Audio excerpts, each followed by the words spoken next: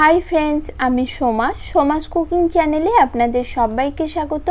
आज आमी आपनादेर बाड़ीते थाका मेरी बिस्कुट दिए तैरी एकटी सन्देशेर रेसिपि शेयर करब। और এই সন্দেশটি খেতে হবে ঠিক ছানার তৈরি সন্দেশের মতো, যা মুখে দিলেই মিলিয়ে যাবে। তার জন্য প্রথমে আমি এখানে নিয়েছি 20 পিস মেরি বিস্কুট। আর এই মারি বিস্কুটগুলো আমাদের সকলের বাড়িতেই থাকে। এখন এই বিস্কুটগুলো আমি ভালো করে তেলে ভেজে নেব। তার জন্য কড়াইতে আমি রিফাইন তেল গরম হতে দিয়েছি। চাইলে তেলের পরিবর্তে আপনারা এখানে ঘি অথবা বাটারটাও ব্যবহার করতে পারেন। অর্ধেক বিস্কুট তেলের মধ্যে আমি দিয়ে দিলাম। তেলটা ভালো করে গরম করে নেওয়ার পর গ্যাসের ফ্লেমটা আমি মিডিয়াম লো করে দিয়েছি। এইভাবে বিস্কুটগুলোর এক সাইড আমি ভেজে নিয়েছি। এখন বিস্কুটগুলো একে একে আমি উল্টে নিচ্ছি, তারপর অপর সাইডটাও একই রকমভাবে ভেজে নিয়েছি। এখন এই বিস্কুটগুলো আমি তেল থেকে তুলে নিচ্ছি।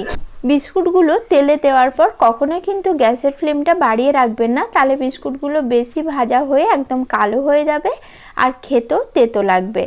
এখন ভালোভাবে তেল ঝরিয়ে বিস্কুটগুলো আমি তুলে নিলাম আর একই রকমভাবেই সব কটা বিস্কুট আমি ভেজে নিয়েছি। এই বিস্কুটগুলো এখন খুবই গরম রয়েছে, একেবারে হাত দেওয়া যাবে না, তাই এগুলোকে পুরোপুরি আমি এখন ঠান্ডা করে নেব। বিস্কুটগুলো আমি পুরোপুরি ঠান্ডা করে নিয়েছি। এখন এগুলো আমি হাত দিয়ে এইভাবে ভেঙে টুকরো করে নিচ্ছি।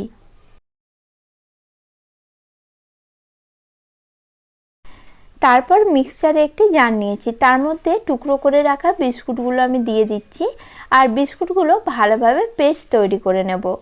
একবারে পুরো বিস্কুটটা আমি পেস্ট বানাবো না, দুবারে আমি সবকটা বিস্কুটের পেস্ট তৈরি করে নেব। বিস্কুটের পেস্ট আমি তৈরি করে নিয়েছি, দেখুন ঠিক এরকমই তৈরি হবে। এরপর আমি অন্যদিকে গ্যাস অন করে কড়াই বসিয়ে নিয়েছি। কড়াইয়ের মধ্যে দিয়ে দিচ্ছি 1 কাপ জল। জলের মধ্যে দিয়ে দিচ্ছি 3 টেবিল চামচ চিনি। বিস্কুট এমনিতেই মিষ্টি থাকে, তাই চিনিটা এখানে কম করে দিচ্ছি। চাইলে আপনারা চিনির পরিমাণ আরও কমিয়ে নিতে পারেন। এরপর জলটা উষ্ণ গরম হয়ে এলে জলের মধ্যে দিয়ে দিচ্ছি 4 টেবিল চামচ গুঁড়ো দুধ। উষ্ণ গরম জলের মধ্যে গুঁড়ো দুধটা দিলে খুব সহজে এটা মিলিয়ে যায়। এখন জলের সঙ্গে দুধটাকে ভালোভাবে মিশিয়ে নিচ্ছি। চাইলে আপনারা এখানে লিকুইড দুধটাও ব্যবহার করতে পারেন, তবে সেক্ষেত্রে 2 কাপ লিকুইড দুধ ফুটিয়ে ঘন করে 1 কাপ করে নিতে হবে। দেখুন দুধটা আমার ভালো করে ফুটে উঠেছে। এখন দুধটা ভালো মতো নাড়াচাড়া করে নিলাম। তারপর যে বিস্কুটের পেস্টটা আমি বানিয়ে রেখেছিলাম সেটা দুধের মধ্যে অ্যাড করে দিলাম। এখন দুধ ও বিস্কুটটাও খুব ভালোভাবে মিশিয়ে নেব। আর এই মিশ্রণটা যতক্ষণ না শুকনো শুকনো হয়ে আসছে ততক্ষণ এটা মিডিয়াম লো ফ্লেমে নাড়াচাড়া করতে থাকতে হবে। এখন এই মিশ্রণটা আরও 2 মিনিট মতো মিডিয়াম লো ফ্লেমে রান্না করব, যাতে এটা আরেকটু শুকনো শুকনো হয়ে যায়। আর সেই ফাঁকে আমি একটা টিফিন বক্স রেডি করে নেব। আমি এরকম একটি চৌকো টিফিন বক্স নিয়েছি, যার মধ্যে দিয়ে দিলাম সামান্য পরিমাণে একটু ঘি। ঘিটা এখন চারপাশে টিফিন বক্সের ভালো করে লাগিয়ে নেব। আপনারা এখানে বাটারটাও ব্যবহার করতে পারেন।